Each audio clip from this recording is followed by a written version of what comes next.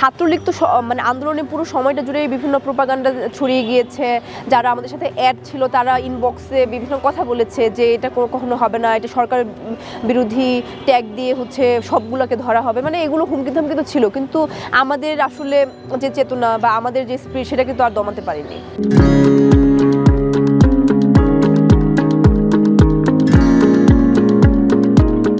আমার 17ই জুলাই যেদিন আমাদের ক্যাম্পাস বন্ধ হয়ে গেল, মানে বন্ধ হয়ে গেল বলতে আমাদেরকে দুপুরে বলা হলো আমাদের হল প্রশাসন থেকে যে তোমরা যদি একটা মেয়েও থাকো হলে তাহলে তোমাদেরকে মানে সেফটি নিশ্চিত করা আমার দায়িত্ব, এটা আমাদের প্রভোস্ট আমাদেরকে বলেছে।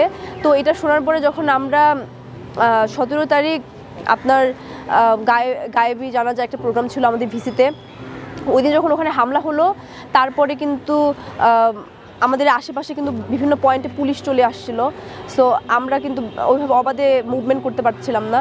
তো সেই সময় আমি ডিএমসিতে যাই, হানান মাসুদ ভাইয়ের হচ্ছে পায়ে ছড়াগুলি লেগেছিল। তো আমি ডিএমসিতে যাওয়ার পরে ভাইকে ওখান থেকে নিয়ে আমরা অ্যাম্বুলেন্সে করে আমরা হচ্ছে কাকরাইল ইসলামী ব্যাংক মেডিকেলে যাই। সেখানে যাওয়ার পরে ডিএমসি থেকে একটা ফোন আসে, কারণ কিছু ডক্টর ছিল যারা আমাদেরকে ইনফরমেশন দিত যে আমাদের আন্দোলনকারী কেউ মানে আহত অবস্থায় হসপিটালে গিয়েছে কি না। তো সেখানে আমার সাথে মিশু আলী সুহাস ছিলেন, যিনি ঢাকা মেডিকেলের দায়িত্বে পড়েছিলেন। তো ওনাকে কল আসার পরে উনি বললো যে আমার সাথে একজনকে যেতে হবে, ঢাকা মেডিকেলে একজন পেশেন্ট এসেছে। তো আমি যখন ঢাকা মেডিকেলে যাই তখন দেখি যে মাথায় বুলেট লাগা একজন পেশেন্ট, তার মাথায় অবশ্যই একটু ব্যান্ডেজ করা আছে, কিন্তু তার মাথা থেকে ব্লাড বের হচ্ছে। তাকে একটা বেডের উপর রেখে দেওয়া হয়েছে পাশে, এবং সে হচ্ছে সেখান থেকে ছটফট করছে, মানে সে বেড থেকে মাথাটা উপরের দিকে উঠে যাচ্ছে এবং নিচে নেমে যাচ্ছে। আমাকে মিশনের সাথে ছিল, উনি বললো ওটির ব্যবস্থা করবে, আমাকে বললো যে ওনাকে যাতে আমি একটু ধরি যাতে হচ্ছে মাথাটা বারবার আঘাত না লাগে। তো আমি ওনাকে হচ্ছে মানে আমার যতটুকু শক্তি ছিল মানে আমি ওনাকে ধরে রাখার ট্রাই করেছি, কিন্তু আমি পারি না। মানে আমি তখন জাস্ট মানে ওইটা আমার দেখা মানে সব থেকে মানে একটা ভয়ঙ্কর মুভমেন্ট ছিল, ভয়ঙ্কর মুভমেন্ট ছিল ওইটা আমার দেখা সব থেকে।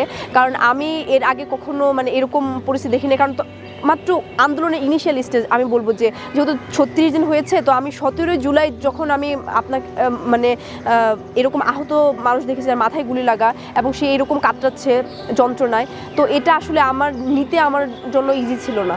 সো আমি তখন বারবার দোয়া পড়ছিলাম এবং ওনাকে আমি জাস্ট ফু দিচ্ছিলাম, আমি ধরেছিলাম, মানে আমি খুবই মানে তখন আতঙ্কগ্রস্ত ছিলাম ওই সময়টা। এবং ওইটা আমি মানে এখনও যদি চোখ বন্ধ করি তাহলে আমি এখনও মানে মনে করতে পারি আর কি ঘটনাটি জুলাই অভ্যুত্থানের।